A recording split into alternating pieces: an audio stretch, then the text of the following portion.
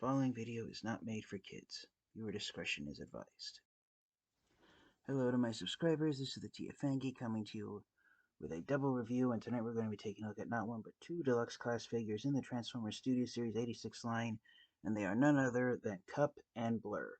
I originally wasn't going to review these figures because the initial thoughts on most collectors when they were released earlier this year was that they weren't the best figures in terms of articulation, the accessories they come with, and a gimmick that Kup has, which I will show off later in the review. But for now, let's take a quick look at their boxes. Here on the front of the boxes, I took them out months ago when I first bought them. And again, I wasn't originally going to do a review of them, but one of my subscribers asked me to please try and review every Transformers figure I've collected this year. So I figured, why not do Kup and Blurr in the same video and get it over with. So right here on the bottom of the box, Kup is only the second figure to be released in the Studio Series 86 line, and Blurr is number 3. Blurr and Kup were two of, if you count Hot Rod and Rodimus Prime as separate characters, they were 2 out of 9 Autobots who were introduced to the Transformers franchise in the Transformers Generation 1 1986 movie. As you can see right there, there's the logo for it. Kup was the old man, who was the war veteran, and Blurr was the fastest thing on wheels. That was the slogan that was used to describe him. And here on this side of the box, you've got poster images of them, and they're in the Studio Series 86 packaging. On the side of the box, you got the same image of them, just done in the full box art. And for those of you wondering, why is Blurr's box such a mess? Well, as you saw by this sticker a moment ago, I got Blurr from Amazon.com, and this copy of Blurr, the box accidentally got damaged, and so what happens with Transformers action figures, and Amazon does this with other action figures that are sold on their website, if a box gets damaged but the figure inside is not damaged and can still be sold, what Amazon does is they take a few dollars off the retail price tag and they sell you the figure as at a discount, knowing that someone will buy it despite the damaged box, and they put this sticker on there thanking whoever buys the action figure that's being brand new but in a damaged box for giving it a second life or a second chance, ends up being collected by someone. So yeah, that's pretty neat of Amazon to do that. And so I figured when I saw Blurr going for it, why not get him that way? So one thing the Studio Series 86 line has been doing that the Kingdom line has lacked is there is a one-sentence bio on the back of the box, and Blurr's bio reads, Blurr defends Autobot City until reinforcements arrive. So it's a one-sentence bio explaining what they were doing in the movie and the moment that the action figure takes place at. The Amazon sticker is covering it up on Blurr's box, but here on Kup's box, going on here to the back, Kup's one-sentence bio reads, Kup struggles to free himself from the tentacles of a giant squid. So just like all the other Studio Series figures, the inside of the box has a cardboard display showing the moment in the Transformers film that the characters that you can reenact with the action figures. And so Blurr's is when he's defending Autobot City from the Decepticons. You can kind of see one of Autobot City's towers there on the inside of his box. I'm not going to take the cardboard insides out because I'm not really too much of a fan of cardboard display stands like these. And Kups is the moment later in the film when he's been kidnapped by the Quintessons. So taking one last quick look at the back of the boxes. There is Blurr's product photos, there's his robot mode and his alternate mode, and he transforms back and forth between both modes in 18 steps. And with Kup, there's his robot mode and his alternate mode, and he transforms back and forth between both modes in 21 steps. So that's pretty much it for the boxes. Because they come with those cardboard background stands, they don't come with the collector cards like the Kingdom figures. So without further delay, we will take a look at the Kup and Blurr action figures themselves. They are a little bit on the skinny side, but that's how they were designed for the Transformers Generation 1 movie. Kup is old man. Is supposed to be an old man, and he's not quite as old as Alpha Trion, but he's older than Ironhide. So as far as age range of the Transformers characters go, I'd say Kup up is right there among Alpha Trion in being one of the oldest of all the Autobots. And for Blurr, or as I said a moment ago, the nickname that was given to Blurr is that he's the fastest thing on wheels. And for the Transformers Generation 1 franchise, Blurr was voiced by John Moschitta Jr., who at the time in the 1980s, John Moschitta Jr. was credited as being the fastest talking person alive. I thought it read that he could say over thought it was like 75 to 80 words in less than a minute. And so to say that many, say more than one word in just one split second and still being understood, that's a incredible ability for someone to possess.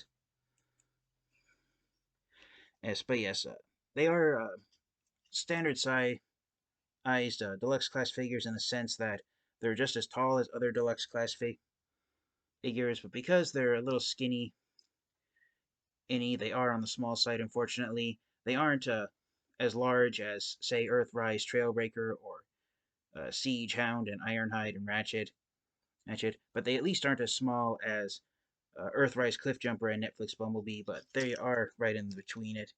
Now, the one major gripe I have with Blurr is that his backpack, which is the front hood section of his alternate mode of a Cybertronian sports car, there's no way for it to lock into place. At least there's none that I can see. Maybe I've mistransformed it, but yeah, that's one major gripe I have with Blurr is that his backpack can't lock into place. And if you try and hold Blurr by his backpack, you can see right there, he will flop back and forth or the whole lot. I did have it mistransformed. I didn't have it shoved down all the way. My apologies. Let me see if I can fix it right now. Now, and of course, Blurr doesn't want to cooperate while I'm on camera filming him. Let's see. There it is.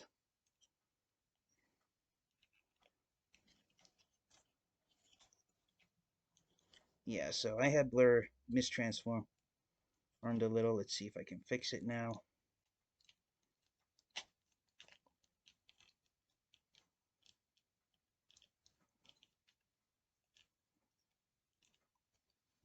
Alright, it won't fit. Alright, Blurr refuses to cooperate.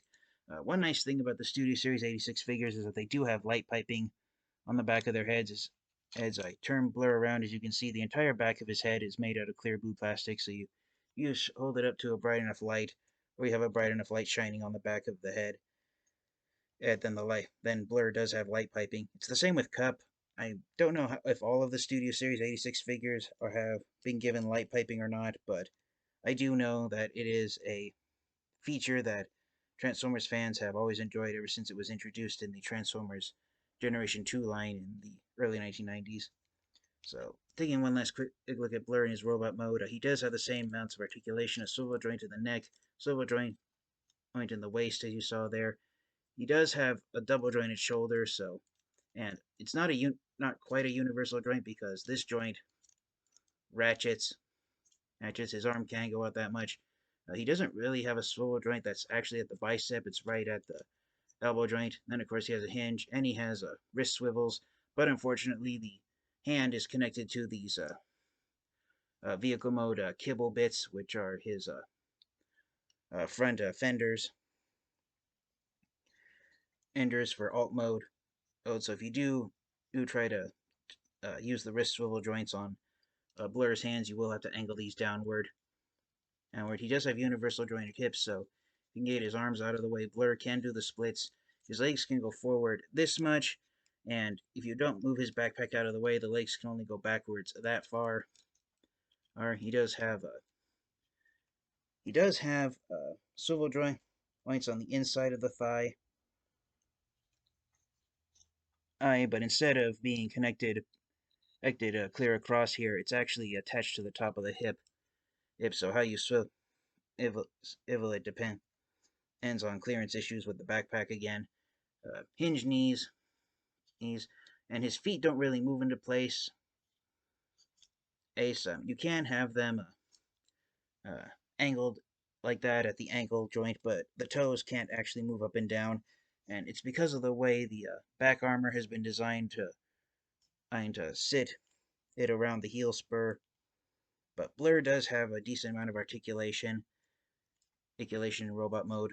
Now, one thing where Blur kind of failed to be the best as that he could potentially be, you with Transformers fans and collectors, is his accessory pieces. Blur does come with the same exact with the same shaped laser gun that the Generation One Unblur figure had. It's hard for my camera to pick it up since it's sculpted in white, but if I hold it up real close like this, you can see all the sculpted detailing on there, so that's pretty nicely done on Hasbro Takatomi's part. Right. What a lot of Transformers fans and collectors have been disappointed with is Blur's other accessory piece. He's I can't remember what it said on the Transformers Wikipedia page what this is supposed to be, but Blur's other weapon looks like a type of a fuel can, like an oil can, and I don't know if it's supposed to be like a torch or something like that, but it's pretty useless looking, and because it fits right over Blur's hand it almost looks like Blur's flipped out his hand for this weapon thing. And if you shove it all the way into his hand, it does sort of look like Trailbreaker and some of the other Autobots who can flip out their hands with other weapons. I don't know if Blur did that in the actual Generation 1 movie. It's been a while since I watched it. But yeah, that's not the best accessory piece that Blur could come packaged with.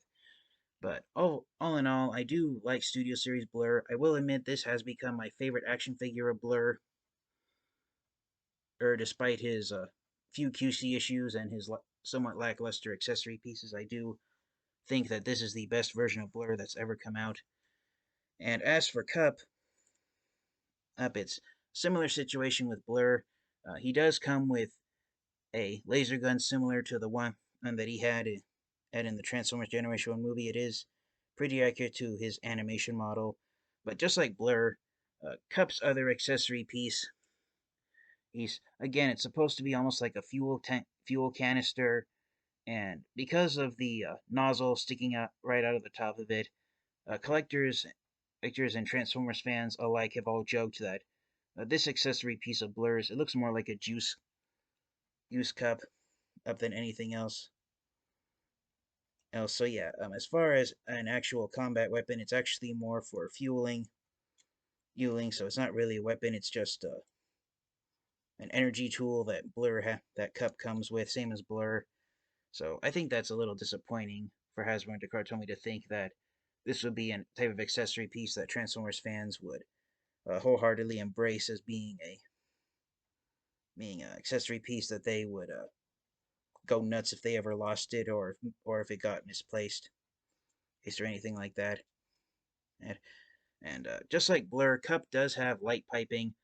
It, Piping. It's not as strong as Blur's because unlike Blur, where the entire back half of his head is made out of clear plastic, Cup just has this one little back section on his head for the light piping. So you need to get a really bright light to shine on the back of Cup into that small thin light pipe section on the back to activate it, but it can be activated if you have a bright enough light. And just like Blur, Cup has the same articulation, a swivel joint in the neck, universal joints in the shoulders, and unlike Blur, Cups are swivel joints, so you can get a lot more articulation with them. He does have swivel joints in his bicep, hinged elbows, and swivel joints in the wrist. But on my copy of Cup, I'm sorry, I was wrong. Cup does not have swivel joints. His hands are sculpted along with the rest of his arm. It gives the illusion that Cup has swivel joints in his wrist because the hand is painted completely different. But no, that's all one. The lower arm from the edge of his fingers all the way to the elbow is one sculpted piece. You see, I apologize for that, my confusion there.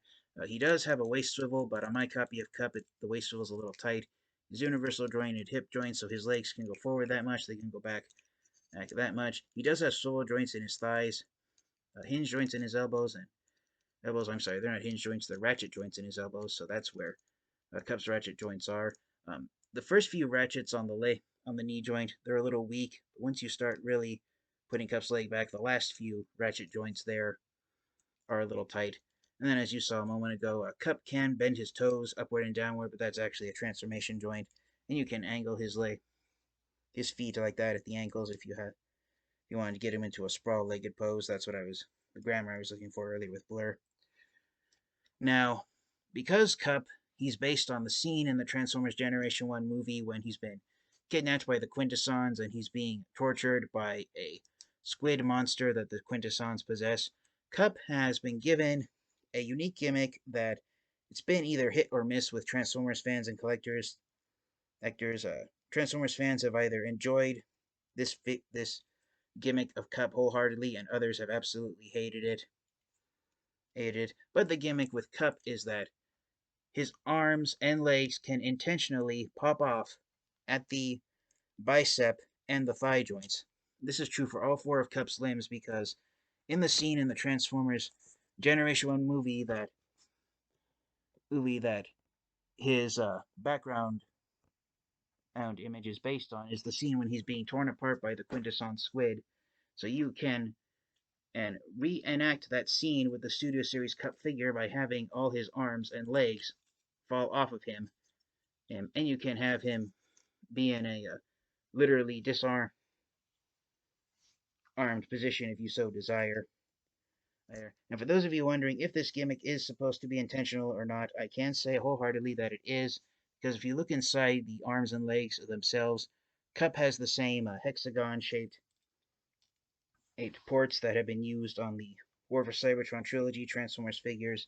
So yes, this gimmick of Kup having his arms and legs fall off at his bicep and his thigh swivel joints is intentional, and unfortunately, more so with the arms at the bicep swivels than the swivel joints with the legs and the hips. When you try and actually use those swivel joints with Kup and you're not too careful, the arms do want to fall off all off of those joints. They aren't completely loose.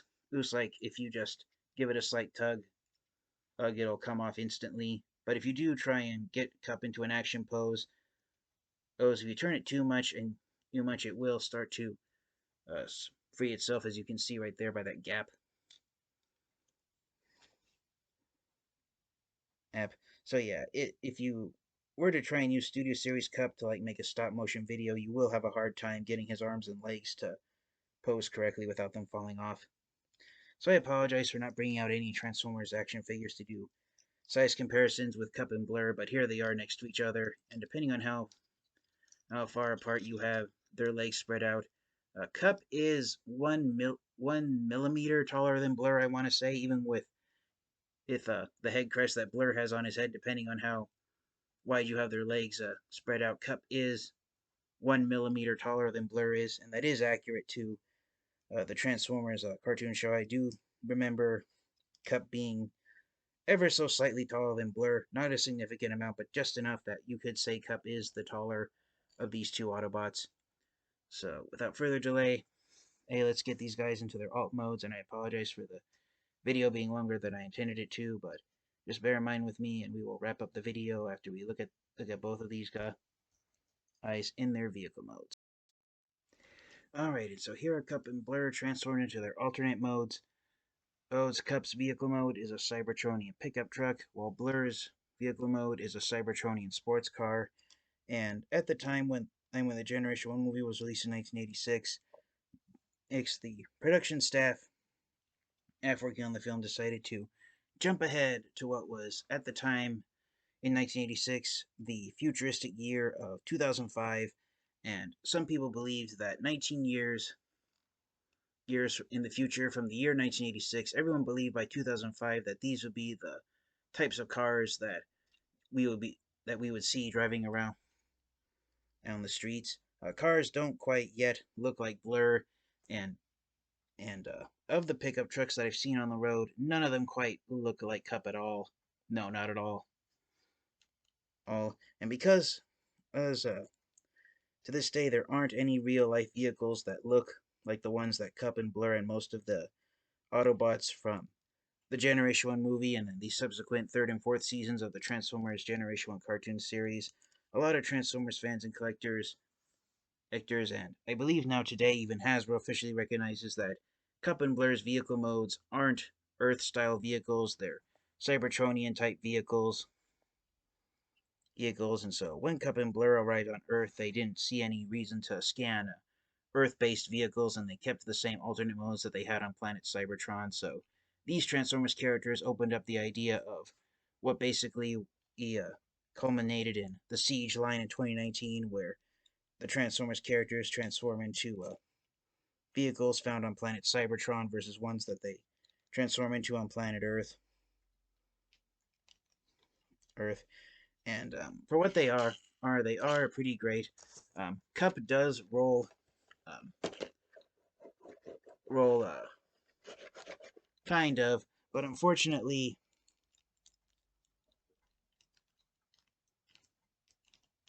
with Kup, uh, up there is literally only a hairline of space between his robot mode torso and his front wheels. Same on the back. There's literally only a hairline of space there on Kup's back wheels. So even if you do manage to get Kup up on a flat surface and you do give him enough clearance space that his robot mode chest doesn't hit the surface and you can get all four wheels rolling, a Kup doesn't really roll around that well. Oh, so it is unfortunate. As far as I know, I did transform Kup correctly. I believe this is the position he's supposed to be in vehicle mode with his robot mode pelvis. I don't think it's supposed to be flipped around, although it could be, and I probably missed a step in Kup's transformation. But this more or less is Kup's vehicle mode, and again, the only real gripe I have with Kup, same as Blurr, are the lackluster accessory pieces that they come with, and the weapon storage for both Kup and Blurr, or there's some slots that the weapons transform into. Blurr can pull it off a little bit more better than Kup does, because these right here are really the only places to put Kup's weapons on. There's two little, almost like H-shaped, letter H shaped ports, or it's that tiny little rectangular pegs on the sides of his weapons can allow them to be attached to. I put Blurr's fuel tank, gasoline tank, canister facing this way, so it reduces the chances of the other other side clearing off if you accidentally brush this side against something. And unfortunately, with on my copy of Kup, the laser gun holds better when it's placed upside down instead of upwards. But yes, that is more or less Kup's vehicle mode.